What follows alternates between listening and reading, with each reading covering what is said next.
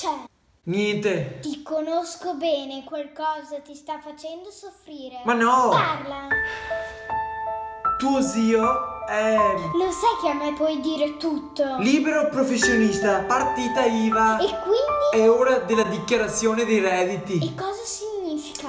Che ci provo. Com'è andata oggi a scuola? Non male, diciamo. C'è la crisi di questi tempi nel mondo del lavoro. Non male è bene. Sei stata brava. Hai studiato e hai guadagnato 10 caramelle.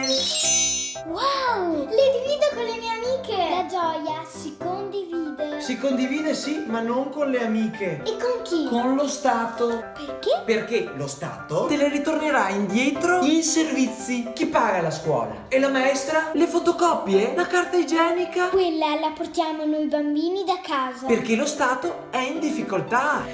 Bisogna dargli una mano. Un'altra caramella. Beh, ok. Quindi mi rimangono 4 caramelle. Non è finita qui. Lo Stato vuole l'anticipo. Ma perché? Domani, se sarai brava, riceverai altre 10 caramelle. E lui, per sicurezza, vuole in anticipo la sua parte. Si deve tutelare. Ah, Già. bene.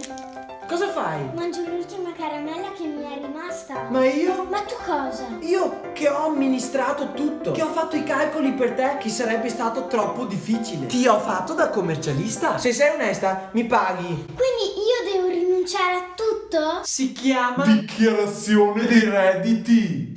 Ma è terribile! non fare la bambina viziata. Gli zuccheri non hanno mai fatto la felicità.